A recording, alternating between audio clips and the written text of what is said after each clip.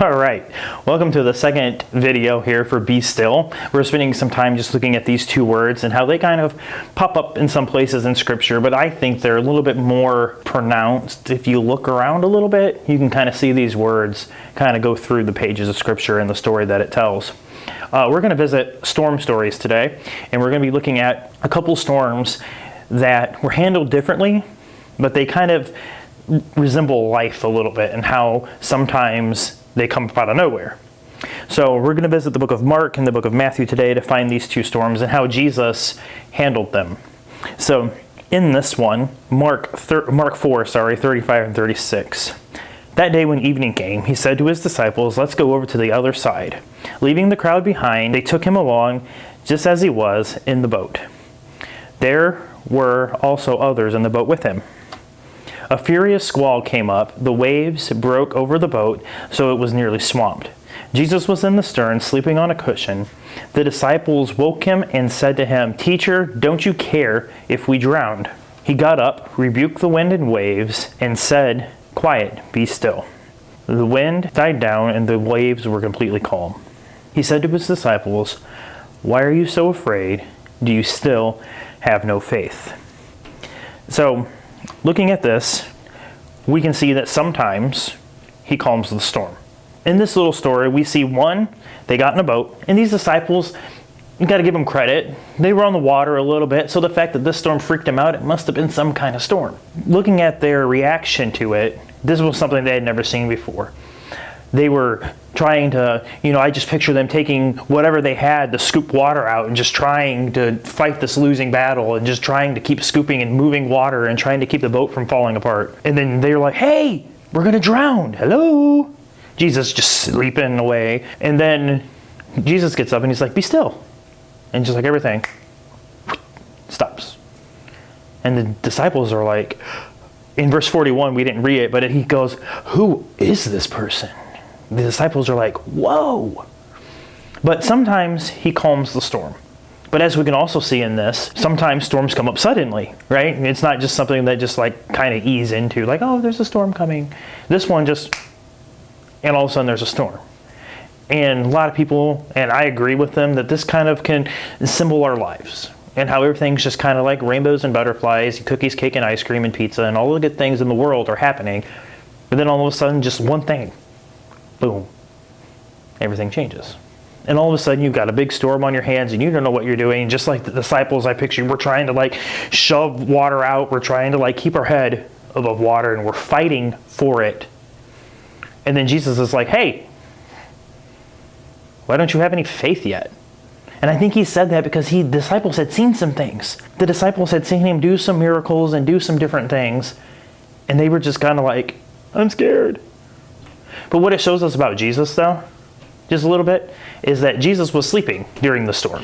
Out there on a boat rocking and shaking and waves splashing around, and Jesus is sound asleep.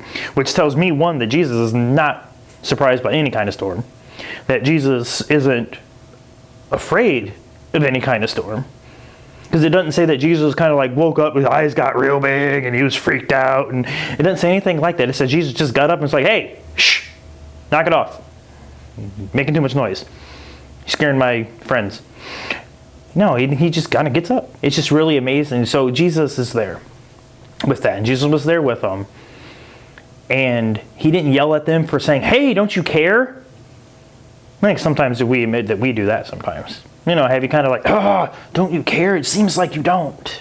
But Jesus didn't scold them for saying that, which kind of shows me too about Jesus that he can handle our doubt. He can handle our anger a little bit. He understands.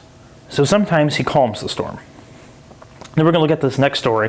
It takes place, same kind of situation, but he handles it just a little bit differently. In the book of Matthew 14:22, it says, "Immediately Jesus made the disciples get into the boat and go ahead of him to the other side, while he dismissed the crowd.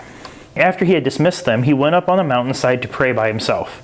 Later that night, he was alone there, and the boat was already a considerable distance from land, buffeted by the waves because the wind was against it. Shortly before dawn, Jesus went out to them walking on the lake. So first of all, I can sympathize with the disciples in this next verse, because you're kind of out there in a boat, it's kind of stormy and cloudy, maybe a little bit, and then all of a sudden you see this thing walking towards you. Never seen that before. I would think what they said too, because in verse 26 it says, "It's a ghost!" And they cried out with fear. But Jesus immediately said to them, "Take courage, it is I, don't be afraid." "Lord, if it's you," Peter replied, "tell me to come to you on the water." "Come," he said.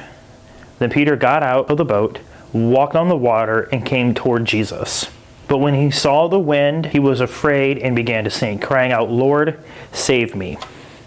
Immediately Jesus reached out his hand and caught him. "You of little faith," he said, "why did you doubt?" And when they climbed into the boat, the wind died down. Then those who were in the boat worshipped him, saying, "Truly, you are the Son of God." This one kind of tells me that sometimes he is in the storm. This doesn't say the significance of the storm, but it's storm because it said the wind and the waves and stuff like that. So we kind of picture this is kind of like a storm, but this time Jesus walks to them in the storm. And as we said a couple videos ago in the Elevate series with Psalm 23, we talked about the valleys and how God's in there with us if we kind of look for him. So looking at this story, we see the disciples kind of in one of these storms of life, and Jesus comes walking up. And sometimes we don't, because Jesus doesn't physically walk up next to us. So it's that we don't say, "It's a ghost!" We don't do that, because if something shadowy walks up next to us, it probably really is a ghost and we should run away. But that's not what's going on here. So he kind of comes out there and he tells them to take courage, don't be afraid. They say the phrase there, "it is I," is kind of like the same thing that he told Moses when he says, "I am." Just tell them I am. So tell them that I am God, pretty much. And so it's the same thing, and many times that Jesus says, "Don't be afraid." But then I want to focus in on Peter a little bit. And Peter then gets out, walks on the boat, gets out of the water. And as long as his eyes were on Jesus and he was focused on Jesus, he was walking through the storm. But as soon as he looked away and he focused in on the storm, he began to sink. And sometimes I feel like that kind of represents us as well.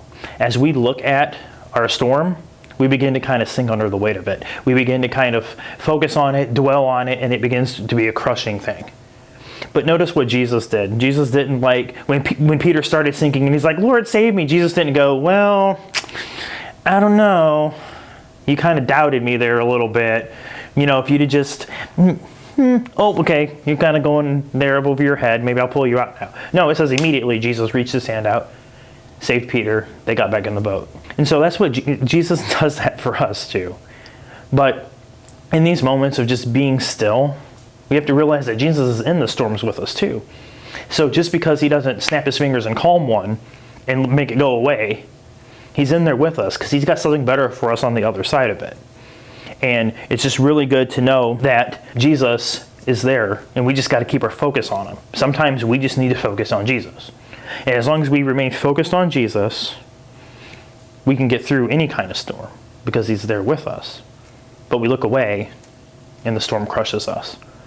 So sometimes we just need to kind of be still in the storm and let Jesus take it through us, let Jesus calm it, let Jesus do what he has to do with it. But sometimes we just got to be still.